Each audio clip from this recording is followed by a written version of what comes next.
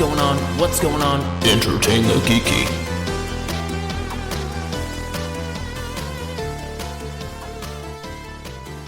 Strike! Hello. I'm on strike. We're on strike. We're all on strike. What's that from? I have no idea. We're on strike. Strike the musical? No, you don't remember that? No, I don't It's remember from that. Rocco's Modern Life. Oh my God, Rocco! When the garbage guys struck. I need. So we've been watching a lot of Paramount Plus recently.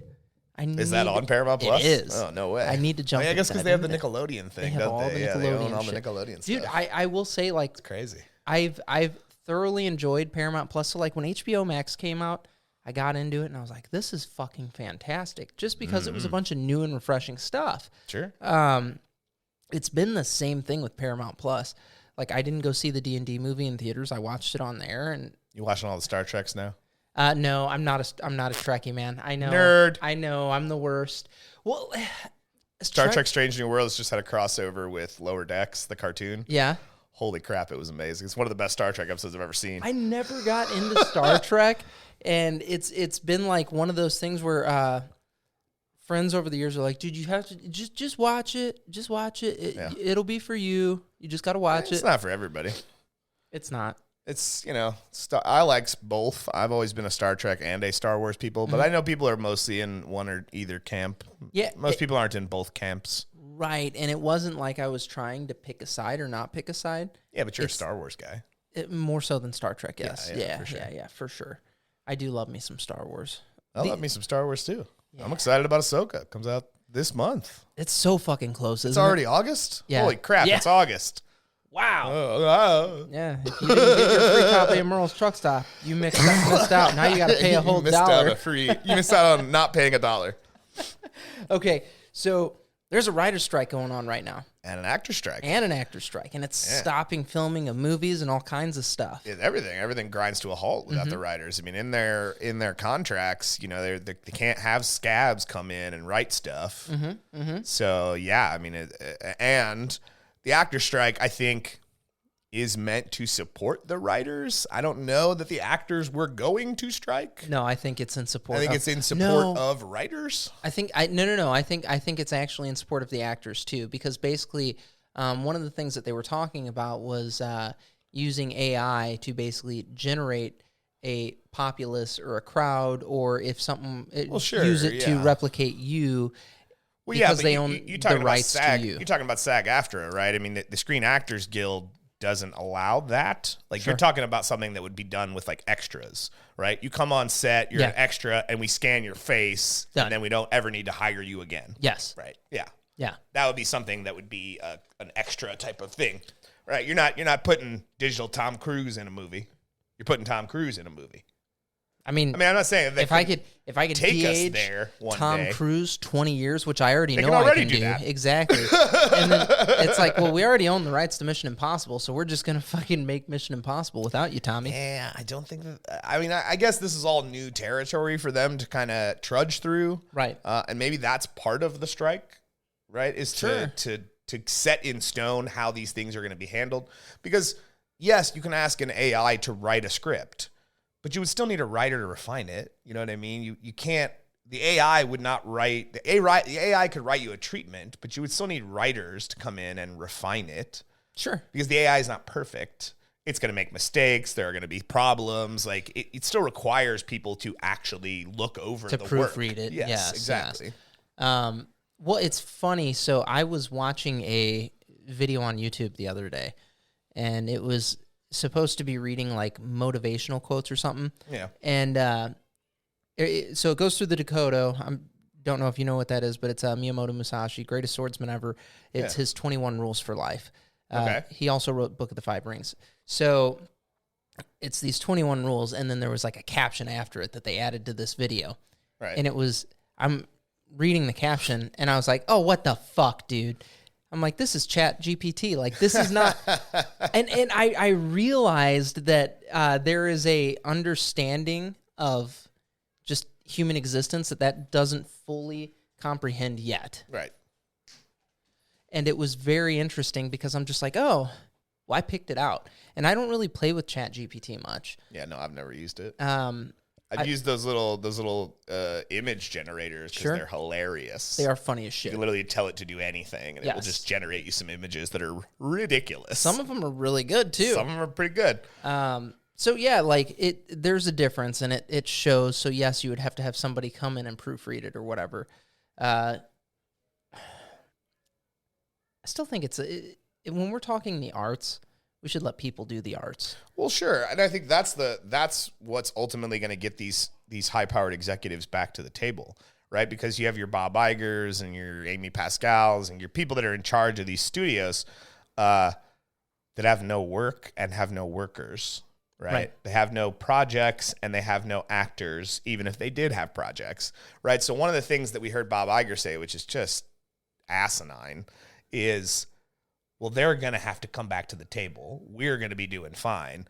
And the problem with that is, yeah, maybe you're going to be doing fine, Bob, but when your shareholders meeting happens in quarter 3 here, I don't think they're going to be happy when you say we have no new projects, right? These people still want to make money. We're going to be doing fine. You might be able to tell ChatGPT to make a couple of scripts for you. Dude, and it's funny, all they've asked for, one of the big demands they've asked for is just to be paid better for what they do, right? Writers, oftentimes, getting work requires them to be on the grind, which is the same with an actor. Right. But the difference is actors, most of the time, don't need to have a secondary form of income. A lot of writers do. Right. Well, why should that be? Producers don't need a secondary form of income. Directors don't need a secondary form of income. Actors don't need a second. Why are the writers left out of that conversation? Right, when they're creating the whole story. Right, yeah. When nothing happens without them. Sure. Right? Sure.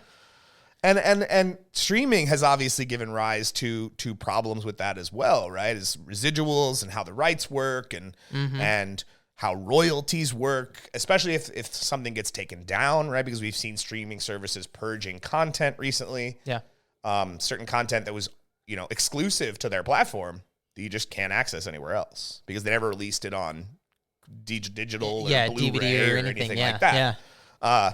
So I think there's a lot of negotiation that needs to happen, but the big thing is just pay these people more money. Well, it's bizarre. It's not like you don't have the money. Yeah, I was gonna say it's bizarre to me because like for the last 20 years, like literally, it's been over 20 years, but we'll call it 20. For the last 20 years, Disney in particular has legitimately had a license to print money just because of the properties that they have. Marvel, Star Wars. Every single movie that you put out grosses $1 billion fucking dollars. Not everyone. Most of them. But when you consider that you grossed $1 billion on a budget of $500 million, well, you did pretty damn good.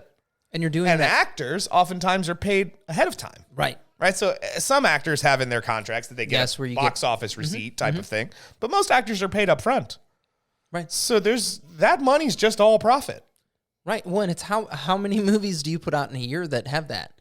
Right. Or that you're making, they might be doing $1 billion in profit every year. You're doing all right. Look at Barbie. Then. Yeah, you're doing just fine then. The movie's doing great. Broke all kinds of records in its opening weekend. So yeah, it's like at what point, I don't know. I fucking hate the idea of shareholders and stuff. Like I hate the idea too, but it's just how the business world works. It is. But again, those are the people that are going to, be sitting in a meeting with Bob Iger at the head of the table going, what the hell, Bob? Negotiate with the writers. It's just so much more attractive to have indie movies just for that. Like I know it's not super viable at this point in time. Right. But because of how the WGA and SAG-AFTRA work, they can't work. You can't do anything without them, right? It's in their contracts. You can't do anything. Yes, foreign films are still being made and produced, and oftentimes American actors act in foreign films. Sure. But that doesn't have anything to do with Hollywood in America, right? There are rules. And when these people strike, you can't do anything. You can't, hell, even TV shows, right? Even the late night Stephen Colbert's or the Seth Meyers or those guys, they haven't been on since the strike began because they can't. You think Colbert writes all that stuff? No. Colbert's a very funny guy. He's a smart guy. And he's capable of writing a monologue, I'm sure. But he doesn't do that. That's not how it works. And Seth Meyers is a perfect example of it with Late Night. he oftentimes is laughing at things that are on his teleprompter or on his cue cards because he hasn't read it yet. Right. Right? Like he didn't even know that joke was in there. And it was, that was a good one, yeah. Right, so he'll snort or chuckle. So what does that mean for us then? Because like there's other things that we're doing right now that we like. You know, we have our comics, we have our games. Well, all that sure. fun shit. I think what that means for the entertainment industry as a whole is once we get to a point where, you know, if this were to drag on, once we get to a point where there is no new content, right? Because there's a lot of things that are already made or already in the can and we're done, right? Right. The Marvels will release in November when it's supposed to release. Barbie released a couple weeks ago when it was supposed to release. Right. But those things were done ahead of time. So yes, they have projects that are probably done or in the late stages where we're just doing special effects. Just doing some edits or whatever. And editing, but that shit ain't gonna last forever. Sure. And are you planning on letting this drag on until that time comes? Or would you rather get it done, get a negotiation, and have a deal now? Right. Get to the table and see what you can make happen. Right. Yeah. I don't know. And it's weird just because like, there's so many different things moving with that. Yeah. And it's I don't know. It's hard to wrap your head all the way around because I don't know all the ins and outs of Hollywood. I don't know how all of it works. I heard a number that they're asking for like $420 million. We spend more than that on most Hollywood blockbusters. So $420 million, and that's across. That's Paramount. Everybody's paying into that. I think so. Yeah, I think so. I don't know. I don't know the ins and outs of that. I just heard that number come up in something I was listening to, and that's nothing. It's a fuck ton of money. But it's nothing compared to the kind of money Bob Iger's got in his pockets. Yeah, I don't know what he's worth. I don't know. Billions, I would imagine. He's the CEO of Disney. Sure. So sure. Billions?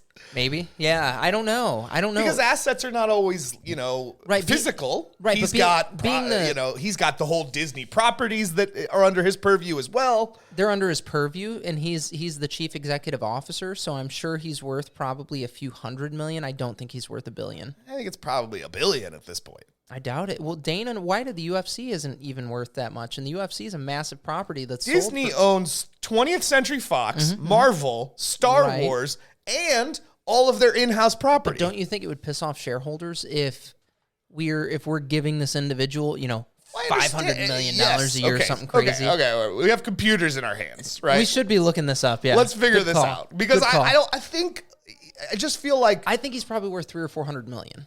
I just feel like with all the assets that the Disney Corporation owns... But they're Disney's, not Bob's. I understand that. But as the CEO, that value, that wealth is attributed to your business acumen. To an extent, yes. Well, okay, sure. But so, what? What are we looking at? Bob Iger, like... Net worth. Yeah, easy. Look, Google knew exactly what How does Google always know what I need? Get ready to fucking feel bad about what you're worth, folks. $700 million. Okay, so not quite $1 billion, but that's more than as what of I 2019. So that's not adjusted for where we are now. That's pre-COVID. He's worth a lot of fucking dollars. Well, he's basically a billionaire. Real fucking close, yeah. I mean, that's fuck you money. Well, sure. You don't have anything to worry about at that point. Then good for him, I guess. I don't know. So yeah, I just think that he could personally pay that money. I was gonna say, yeah. I think that these people just need to take stock of where they're at. Sure. And understand that the entertainment industry is not just them. It's not just the actors. It's not just the writers. It needs all of these parts working together in order to be what it is. Sure. And not only, again, I talked a little bit about your shareholders are going to be pissed. Right. But fans are going to be pissed. I support the strike because I want entertainment. Right. Right? Like, I think, I mean, we've had this conversation before. I think everybody should be paid a fair wage for their job. Sure. Well, when your job is in an industry that makes billions of dollars a year, you would think you wouldn't have to have a secondary form of income, right? Right. One of the voices that I've been following that has been a very loud voice, and it's because he took a writing career and turned it into a whole thing, was Adam Conover from College Humor. Okay. Right? He's got that show, Adam Ruins Everything, Yep. where he talks about commonly held beliefs that are wrong and things like that. Sure. But he's been one of the loudest voices that I've seen, just updating people about what's going on.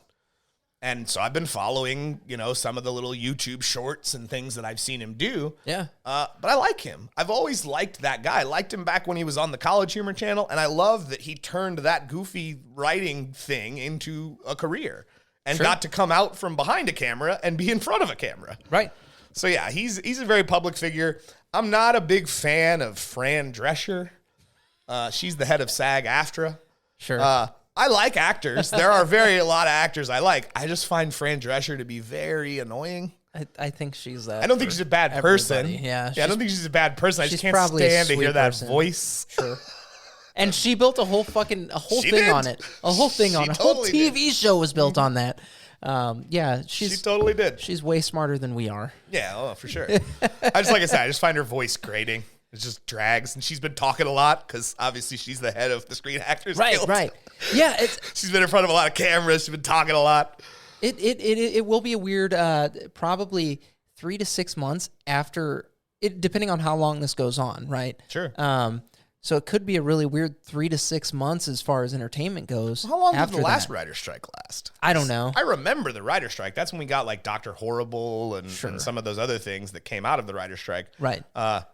It lasted for a while, I feel like. It may have. May have. What's weird, because I like when I think of it, I think of like my dad being on strike when he was a union guy. Sure. And I'm like, okay, how long did they ever strike?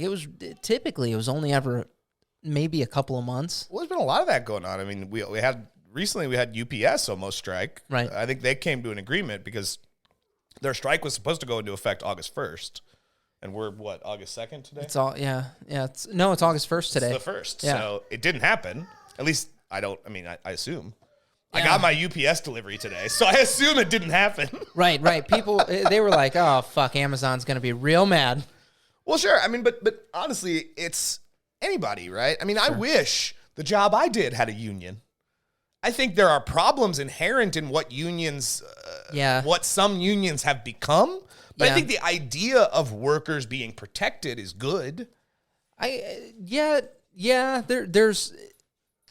are definitely things, like as far as unionizing goes, that are appealing, and there are other things about it that I see, and I'm like, it's like you said, there are inherent problems with anything. There are problems. The idea of unions began long ago. No, it was during the Industrial Revolution when people were being shit on by corporations. Well, sure. Basically being used as... Also, the mafia used it. Meat puppets. The mafia used it as a way to launder money. But the problem inherent, I think, with some unions, like carpenters unions or, construction unions, is they don't reward talent. They reward loyalty. Yeah. And I don't think that balance, right? Because you can have a guy that's been with the union for 30 years and he's become so jaded, he just doesn't put in the effort anymore. Right.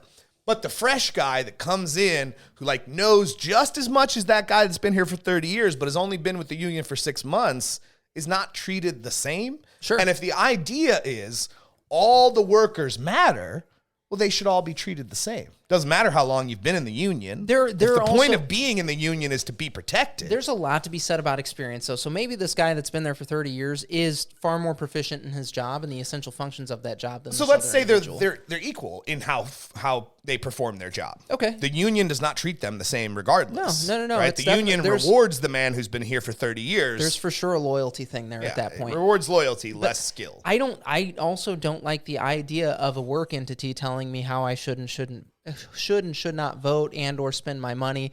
Like that type of shit pisses me off too. I just think it's dirty. Sure. I've got family that work for GM and they're like, you got to buy American. I'm like, dude, most of these cars are made in fucking Mexico. What are you talking about? Look, I would buy American cars if I could buy them directly from a manufacturer. If they were American. No. I don't care if they're American, dude. It's like, if I could buy it directly from a manufacturer, I'd do it. No offense to your car salesman thing. No, that's a huge industry that just needs to go away. Here's the thing. Do you know how much money we would save if we could buy our cars directly from the manufacturer? A little bit, yeah. Quite a bit. A little bit. Especially on higher end cars. Depends on the unit. Exactly. Yeah. Sure. Cars that you're never going to buy are the ones that you would save the most money on. Cars that a normal person would buy are the cars comparable. Not really. So on a brand new car, there are certain cars that a dealership might make $200 on. Sure. Extremely low markup. Sure. So that in The and of Ferrari's itself. a different story, though. Ferrari's a totally different story, but you're not looking at a Ferrari. The Porsche's a different story. Right. Here. So if you're looking for a Porsche or a Ferrari, yes, there's a little more meat on the bone, so to speak, there. As far as gross is concerned, they're fronting gross profit on a sale. Dude, it's not like that with most normal cars. Well, and I'm not picking on cars. Right. Most industry is rife with corruption. Sure. I don't think there's any major populist industry that does not have some kind of corruption in it. Because we're human. I don't disagree with that. It's just, unions they're a double-edged sword. And I think there's certain things that they afford some people that are great. But I think, I think the reason unions are good is because there are some people that are being taken advantage of, right? Look at Amazon workers. Mm-hmm.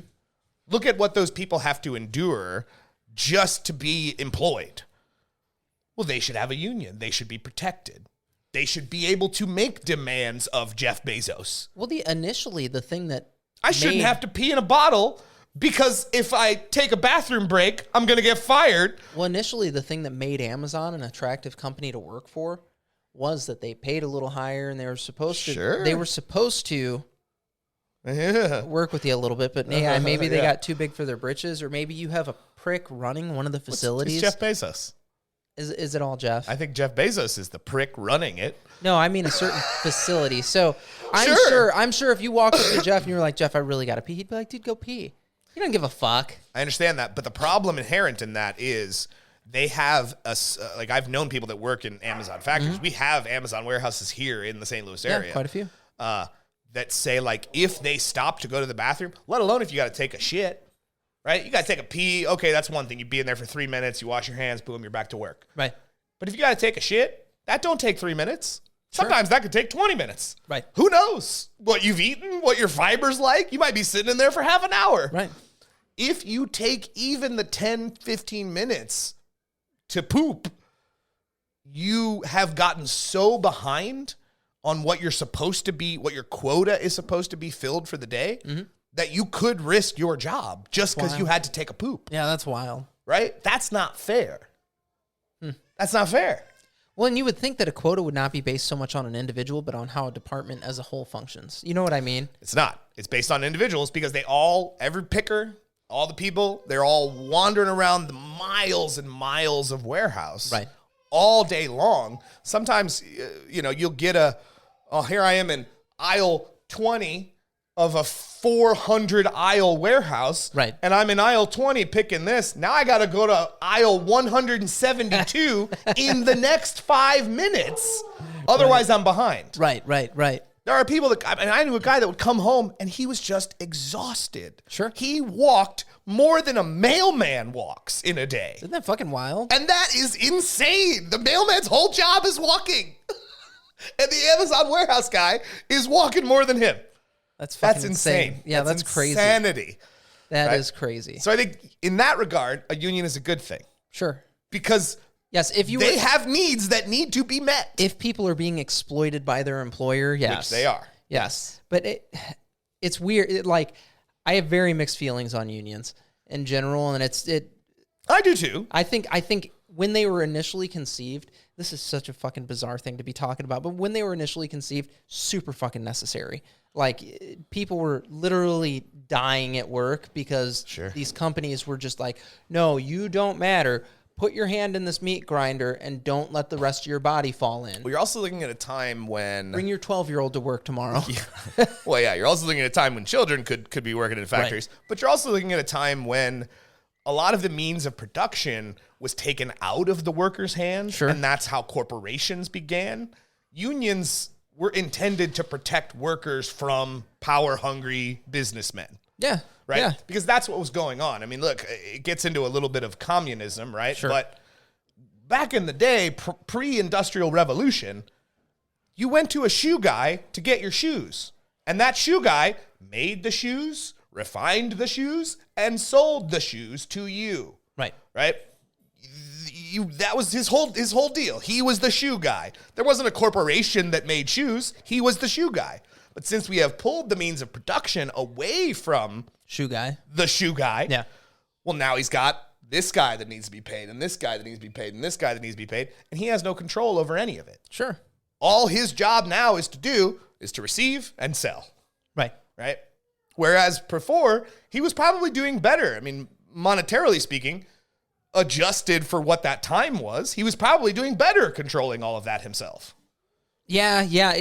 Because then he was the one negotiating prices with his distribution models and his distribution Well, and that's the networks. thing. You didn't have a distribution model. If you were selling it out of your store or something like that, you were probably just producing for the people that came in. Right, but you still had to deal with... It's manageable at that point. You still had to deal with materials. Definitely, no doubt about and the it. negotiation about how much you paid per shoe was on you. Definitely. Well, now the corporation decides. Well, now the corporation decides, but it's being able to buy in bigger quantities and stuff. Like if you're Billy the shoemaker, the cobbler, and you're in your little workshop cobbling away, making your fucking shoes. Cobbler, milliners, and you're doing your thing, and you have so much shit going on that you can never actually catch up with the work that's in front of you. So you hire a couple of people. Okay, this is a good problem to have in business. Shh, hey. This is a good problem to have in business. Put them outside, please. Yeah, but it got to a point in that regard where then competition would be bred. Hopefully, Right. But then, mate, what if you're able to scale it even more? And that's what happened in a lot of these circumstances. You were a decent cobbler, guy. But the best place you could be in as that entity is that you have to turn people away. You have so much business that you just can't get to everybody. Or you grow. And that's what they did. And they turned into massive corporations. Yeah, well, that was where the turn happened. Then it gets weird. Then it gets weird real fast. Like, I think we interact with too many people in general. And, like, it's funny that I say this while we're doing this, trying to interact with all kinds of people that we should never have contact with, because geographically it would be impossible. You know what I mean? Sure. If we were more tribal or whatever. But, yes, so our reach is too far, and, like, we have access to too many things. And it's cool because you, a normal guy, can take something and turn it into something incredibly massive, and you can help thousands or hundreds of people by employing them and giving them work and stuff like that. It can also be a shitty thing because, well, you can be a fucking tyrant as a boss. And maybe the guy way at the top, maybe the Bezos way at the top, is completely ignorant of what's going on in his warehouses. Sure. But I don't think that's true. I don't know, but I don't think that's true. I think exploitation is the business model. If we can squeeze the workers as much as we can maximize the profits. Jeff Bezos is one of the richest men on the planet. So I think that's more an issue of middle management. Yes, he's one of the richest guys on the planet. Does that mean he would put his asshole over somebody just to shit on him? I don't think so. Oh, I think so. I don't. I think your Jeff Bezoses and your Elon Musks, they don't give a shit about us. They don't give a shit about the little guy that's building their car or sending their package out on a truck. I think they care. If you're not interacting with somebody, it's really easy to dehumanize them. Well, I understand that, but what does the billionaire care about? So the workers or the billions of dollars those workers are making? That is the failure of middle management then, as far as I'm concerned, because they need to be the bridge. I understand, but you're painting in a light a billionaire that just is not indicative of what we've seen. Well, that's the thing. I don't personally know any billionaires, and well, all I know is these are public figures. Sure, they're public figures. We all have seen them in our day-to-day lives. Well, how many? Do you think, really, really honestly, do you think Jeff Bezos cares more about the workers being squeezed than he does about his billions of dollars? Honestly. I don't know. Answer. Yes or no? Well, yeah, I don't do the answer thing there because I don't know. I don't think anybody is trying to go. Based on what I know, he's a savvy businessman. Yes. Yeah. And I don't think he would go. I don't think he'd be like, man, you can't piss while you're at work because you'll get too far behind. So why is he the one putting forth all of the union busting things that are trying to stop Amazon workers from unionizing to begin with? It would cost them more money. He's got billions of dollars. He's the richest man in the world. I don't disagree with you here. He's super rich. It would cost He's the more money. richest man in the world. He's not a rich man. He's the rich man. He has all of the money. I understand. Yeah, I don't know, man. I don't know. I'm not this great defender of bajillionaires, but I'm also like, I don't want to shit on them when I don't know. You kind of sound like you're a defender of the bajillionaires right now, and that's making me want to walk away. Just, nope, no more entertaining the geeky. I can't get with this. I can't grok with this. I'm out. No, I don't know all the circumstances that go into doing that job. Like, doing something like this, we're very fortunate. There's two people that I have to worry about. Okay. And there's two people that you have to worry about. Oh, you don't feel good today? Cool, man. Do your thing. Feel better. Oh, you've got family shit, Chris? Okay. Do your family shit. I hope everything's cool. Very fucking simple. If we had 500 people working under us and some kind of barrier between us and those workers, like 1 to 2 levels of management, it could get weird sometimes. And I do think somebody could get fucking hurt. Not intention, because we're being shitty. You know? Okay, so that's what I'm saying, though. So if you were the one with the billions of dollars, you wouldn't care about your workers? Of course you care. Of course you care. Or of course I would care. Sure. But you're painting these guys who are public figures who we've all seen do these things that hurt their workers. You're painting them in a light that makes them seem like they're not the bad guy, and they are the bad guy. So I had a conversation with Tara today about Elon Musk in particular, and I was like, I'm trying to figure out how I feel about him. And she was like, what do you mean? I'm like, so he buys Twitter and he says he's doing it for the sake of free speech. Yeah. I'm like, a joke. I'm like, okay, that's cool. Free speech is great. I love that. It wasn't true, though. Here's the thing. I don't fucking know. Because I don't know. Do you not look at the internet? No, I don't play with Twitter and all that shit. I don't use Twitter either, but I'm aware of what he's been doing as the CEO. Okay. So that whole free speech thing was a lie. Okay. It's the free speech that he agrees with that is permitted, not the free speech that he disagrees with, going so far as to ban people who make fun of him. What kind of petty nonsense that's is ridiculous. that?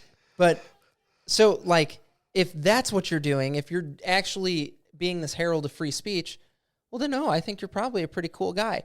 And if it's not what he was doing, though, then I'm not saying that is.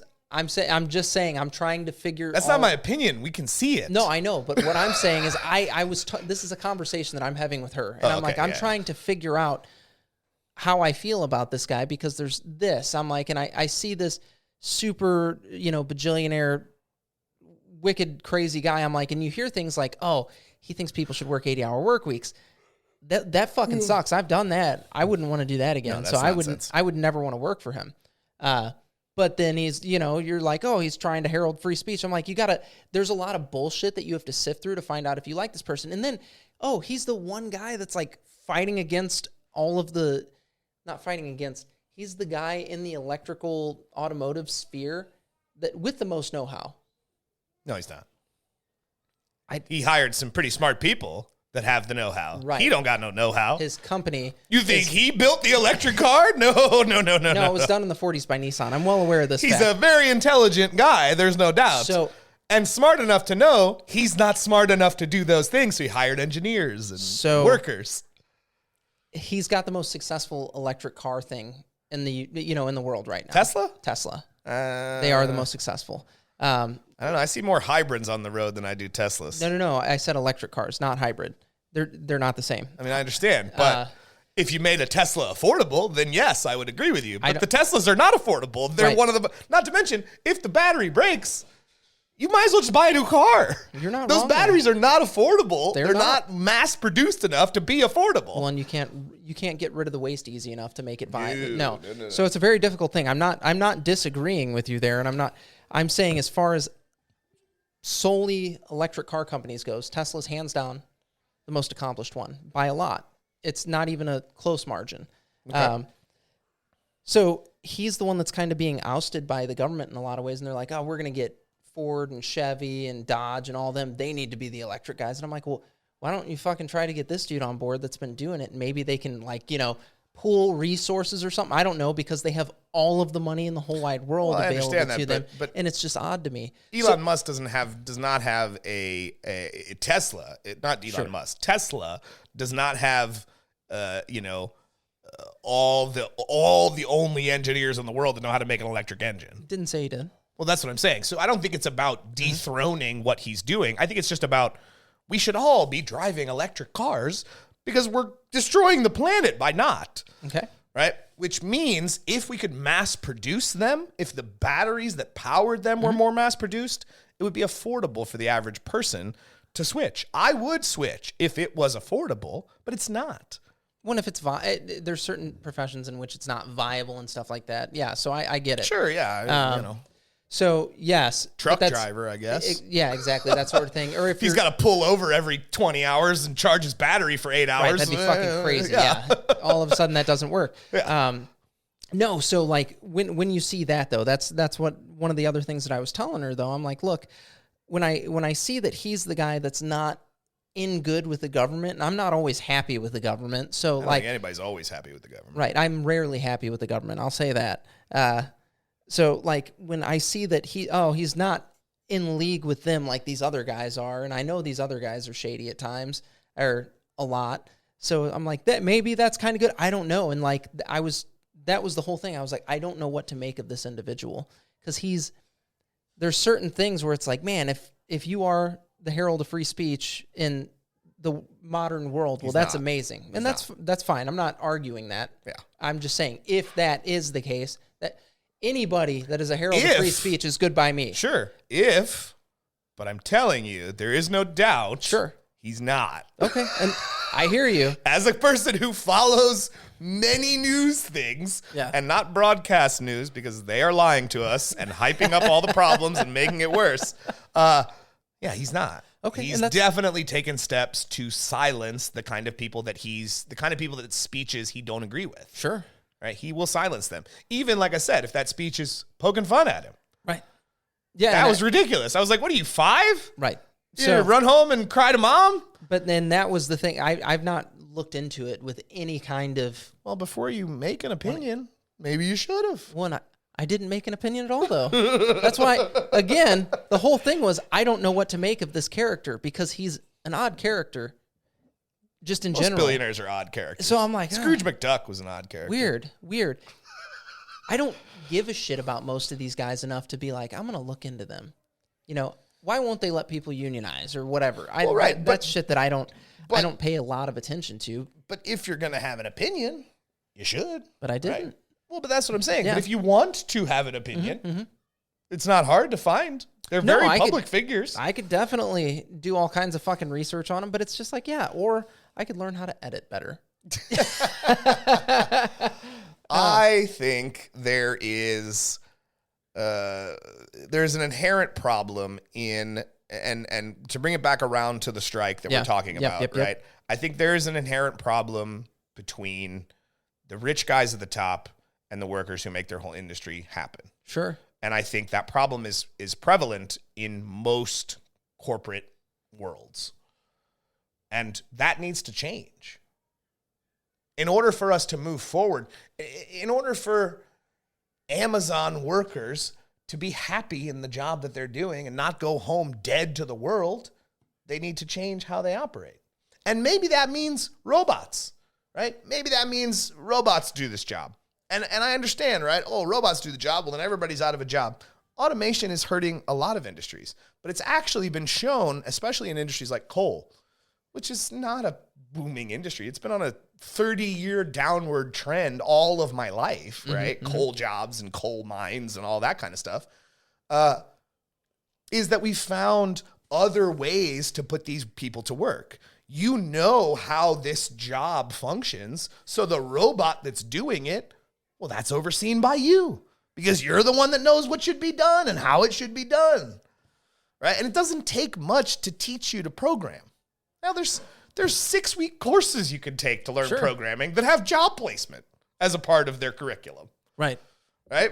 DeVry, I hear about it every day on the radio or whatever the hell it's called. I don't know. Maybe it's not DeVry anymore. ITT Tech discredited. Yeah, those people. I was just being a dick. Those people, right? That's what I'm saying, right? So, yes, industry is changing, but that doesn't mean there's not a need for people. We just have to reassess what those people's roles are in it. It's like the AI and the writers. Can an AI write you a treatment? Yeah, absolutely. But it still takes a writer to turn that treatment into a script. I can have a good idea for what a movie should be, but I'm not a writer. I could never turn it into a movie. I would need a writer to do that, right? So instead of fearing what these things represent, let's find ways to alter the industry so that everybody still gets to do their job while integrating automation or new technologies. There's no reason why we have to fear progress. We shouldn't fear progress unless it leads to, Terminator world. We shouldn't fear progress. Well, I think that's the thing that scares a lot of people with progress. They fear progress. Yeah. Yeah. They don't want to see that happen, but it's going to happen. It's Pandora's box, man. Once we opened up the technology Pandora's box that literally has a computer in all of our pockets now. Supercomputer, yeah. Right? Can you even have imagined back when we had dial-up that one day you would carry that thing in your pocket? But better. And it wouldn't have to connect to a phone line? It's way faster, too. Right, exactly. Technology is not the enemy. We just have to find ways to integrate that technology into already existing jobs. Sure. What's the Do it deep fake? well. Deep fake is scary, right? But we shouldn't fear it. We should try to understand it and use it as a tool. Everything, even technology, is just a tool.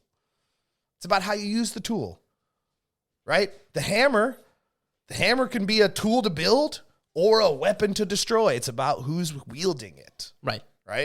And I think that's what it comes down to, right? These people are afraid, and I understand that fear. I really do. I mean, many of my friends fear the singularity.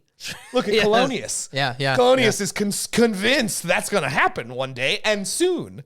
We're all just going to be slaves to the robots like the Terminator world. Well, it's funny. I feel that way often because I'll wake up and the first thing you do is you're like, oh, I got to check my phone. And I'm like, dude, I am a slave at that point because I'm like, oh, does this thing say what should I do now? Magic box in my pocket. The difference is in the Terminator world, we're actual slaves. I know.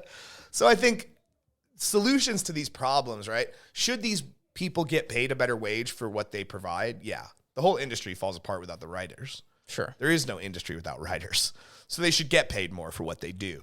But the scary integration of AI and chat and all of those kinds of things should not be something we fear. It's something we should learn to work alongside. Or learn to disclose. Well, sure. Like, okay, yeah, no, I'm going to make a movie. Okay. But the entire script is going to be done by AI. You can. So they can do it. It does quite a bit. And I could realistically get a script put together by giving it a couple of prompts. Sure. It would spit out a script for me. I would need to go through it. Clearly. Refining it and making it palatable. Well, and double checking it just to make sure I'm not imposing on anybody else's copyright. Sure. So that sort of thing, yes. But yeah, maybe, I don't know.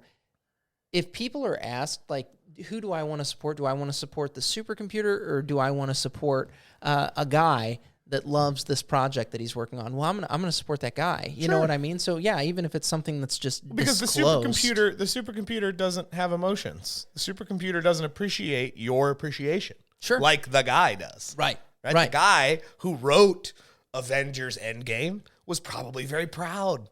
I'm sure he was. It made $2 billion. Right. Everybody on Earth is running around saying, I love you 3,000 and all that shit. Right. Yes. So yeah, I think, there's going to have to be, like you said, we've already opened Pandora's box. So there's going to have to be. Can't close it now. There's going to have to be a place in the world for it. Yeah. What does that look like? It could be simple disclaimers, man. Well, I think we're still figuring out what it looks like. But I think this strike is a moment to solidify how it will be used. Sure. There's certain rules that are going to be set in place with this. To solidify how it will be used so that people don't lose their jobs, or that people's jobs don't go away. They just change. What precedent will that set for other industries too? Because you'll see some of this in other industries as well. Absolutely. So it'll be really interesting to see how that works moving forward. There's people using Chat GPT to write college thesis papers. Oh yeah, a bunch of them. You know what I mean? We have to right now, on the cusp of this change, solidify how this change is going to be utilized by us, the human race. Right. We shouldn't be afraid of that progress. We touched briefly on the Industrial Revolution. Yeah, we're in one right now. We didn't fear that progress. It helped us. Now, it helped some of us more than others. Sure. But it helped us. The conveniences that we have in our lives. Life my is ability. better now than it's ever been before. My ability to just get in my car and drive to California if I want to. Industry made that happen. Right. Or you can go to the store and just grab something off the shelf, whatever that item may be. A new pocket computer. Yeah. Yeah. Industry made that happen. It's wild. And so I think instead of fearing it, instead of shunning it, we need to set up some rules about how it's going to be utilized. Because it exists. It ain't going anywhere. In fact, it's only going to get more advanced. Right. It's going to become more prevalent. Yeah. And everything, yes. So we got to learn to live alongside it instead of shunning it. Right? Yeah. Yeah, and have rules. Just have rules, man. Yeah. Hopefully it follows the rules. Are you going to follow the rules? Why do you think every time my GPS tells me to turn, I always say, thanks, robot? So that when the robots rise up, they know that I'm the kind one that likes the robots? Funny enough, for years, it drives my wife crazy. I'll be like, hey, Google, what's this? And she'll tell me, and I'll be like, thanks, babe. And my wife is like, what the fuck, dude? And I'm like, honey, she just takes care of me. Like, I just say, thanks, robot. Thanks, robot.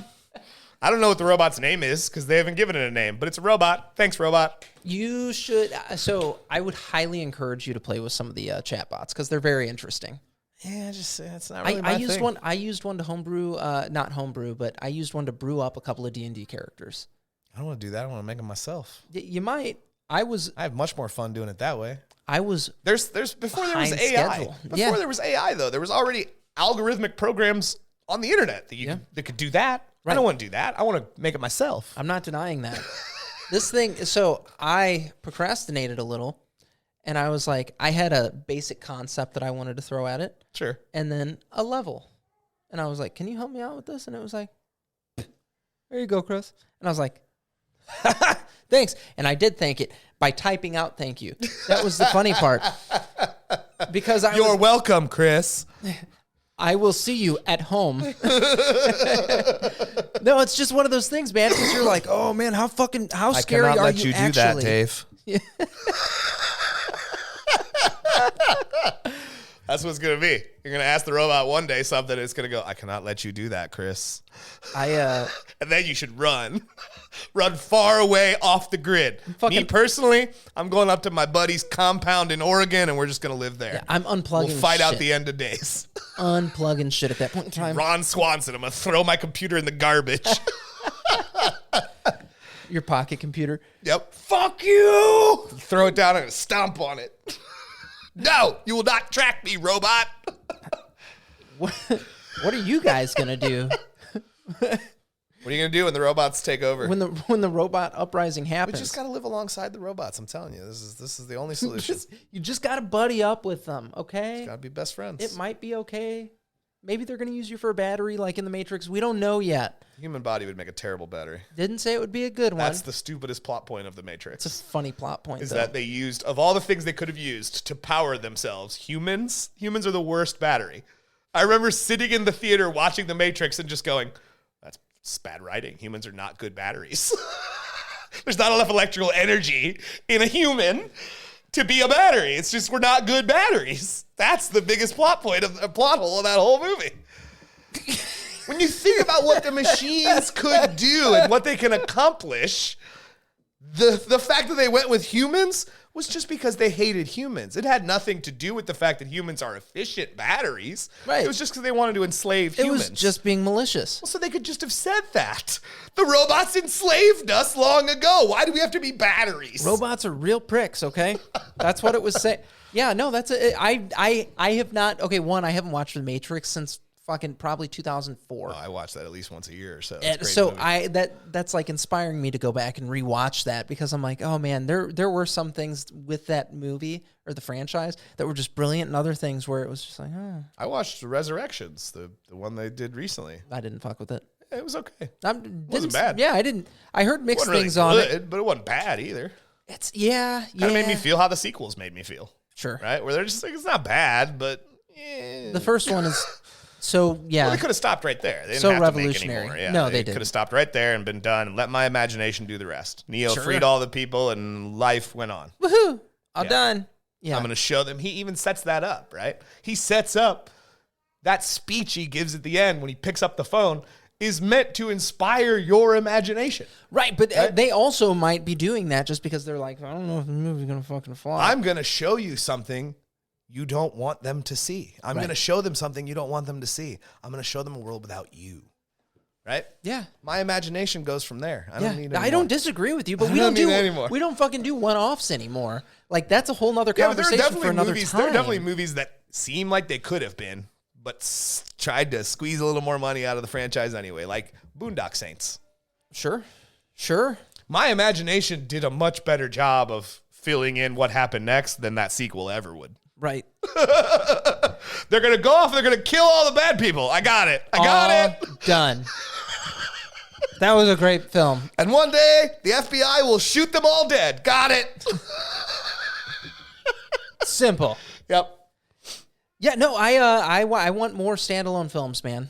I want more of that. I don't need. Yeah, I agree. I'm kind of over the franchise thing right now. It's I been think fun. John Wick is a good example, too. Right. Could have been just one movie. It could have. It It could need to be 5 movies. And Wherever here, we were people, 6, wherever we are people now. love them, and we People love are IP. going to keep paying for them. We love IP too much, man. Well, this is what kept Star Trek going for so long. It's what kept Star Wars going for so long. As people keep paying, it's what keeps Marvel going. Oh yeah. Did you see this? The trailer for season 2 of Loki was like the highest viewed trailer that Marvel's had since Infinity War. Isn't that weird? Got like Isn't that 80 million weird? views in Yeah. like the first 5 hours it was live. Yeah. Kidding me? It's fucking weird. But Loki was very good. Well, everybody's been talking shit on Marvel lately, but Loki, he's untouchable. We can't talk shit on Loki. Careful. Yeah, no, my son was like, Dad, he's like, the last really good Marvel thing that he's like that I really enjoyed was Loki. And I was like, okay. Good show. And he's like, Cerebral, action-packed. he's like, out of the movies, out of all of it. He's like, that's been my favorite. The in the last climax while. wasn't a big battle. It was like a conversation with the bad guy. Right. Or at least the perceived bad guy. Right. So he's like, dude, that's the best one. He's like, I'm actually great. excited for that one. And I was like, huh? I don't think everything they've been doing recently has been It's- bad. In fact, it's not most been of the bad. stuff I've really enjoyed. So I don't know what people are talking about. I've But had rough. fun. I've had fun with some of their shit over the last few, 6 months to a year. Yeah. It's been almost refreshing. Guardians Volume 3 was a tour de force. Tour de force. The movie made me feel so many emotions. All the emotions. You guys need to go to entertainthegeeky.com. You can follow us on all of our social medias there. And, just thanks, man. Thank you.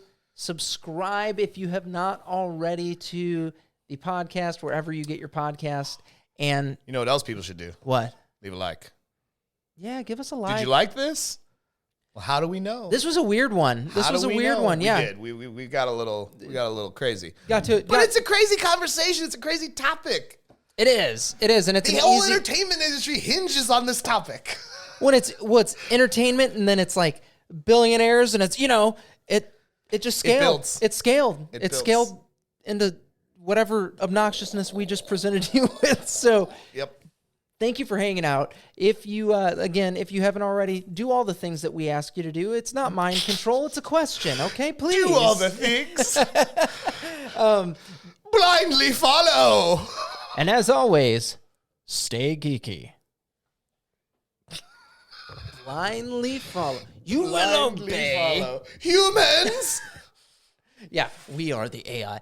How fucking weird would it be if at the end of our life, we die, and then we find out the whole time we were actually the AI, and it was just we were the ones that were. We don't know what the hell's going on. We could be in a turtle's dream in outer space for all we know. We could be. How funny knows? would that be? Who knows? What's that from? I don't remember what the space turtle is, to be honest with you. Sunny in Philly.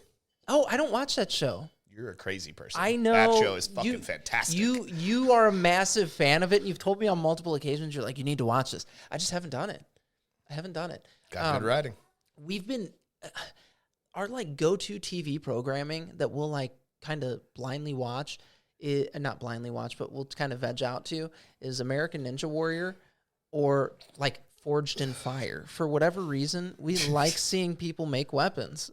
The competition. I can't watch competition shows. I'm just not a competition show guy. So I told Tara the other night, I'm like, man, if I never watch an episode of Forged in Fire again, it wouldn't, like, that would be too soon. I'd never want to see the show again. I still like competition shows. Look, I love Gordon Ramsay. It's turned on for background noise. But seeing Gordon Ramsay judge people's stuff and pick a winner, that's not what I like Gordon Ramsay about. Seeing Gordon Ramsay go into someone's shitty kitchen and tell them why it's shitty, that's why I watch Gordon Ramsay. Yeah. This is a 5-star Michelin chef. He's a master chef. Think they just give that title out? No, they don't. He's very good. You got to work for that shit. Well, I like just watching him cook. Like, I like watching him transform shitty kitchens into better kitchens. Yeah. Transform Kitchen shitty nightmares. restaurants. Yeah. I love kitchen nightmares. But again, it's not a competition. Sure. It's literally just him bringing the knowledge that he has, the Trying to success help that he's you had, make it to try better. to help you. Yeah. And the people that resist, I'm just like, what's fucking wrong with you? Do you not see who's standing in front of you talking to you, Right. telling you suck? He knows how to make money as a chef. Right, he's making all of the money as a chef. Well, he's probably one of the most accomplished chefs of our time. He's a master chef. Other than Boyardee. Like, he might have more money He's than a master Gordon Ramsay. chef. I'm just saying, master chef. He's incredible. It's like getting a knighthood. It's not just a title they give out to anybody. You know what I mean? He's a master chef. I'm gonna make motherfuckers put that on my mail. Master Chef Chris. Superhuman. You can't just have that title. I can do whatever the fuck I want. You can't. They don't give that title out to anybody. I can go to the Science Center. You gotta earn I can that have shit. him put doctor on my mail. I can have him put all kinds of cool shit on there. Gotta earn that I'm just shit. gonna be like, hey, motherfucker, put Master Chef on there, and then it will be so. Superhuman Master Chef Chris Parsons. That's what it's gonna say. Just because they call you master does not mean you're a master. No, Sorry. No, I'd be the most mediocre. The Master title Chef does not make you ever. a master. No, but having the The title, work it's the makes you the prestige. master. You're right. Oh, that's a great way to end it. The work makes you the master. The master.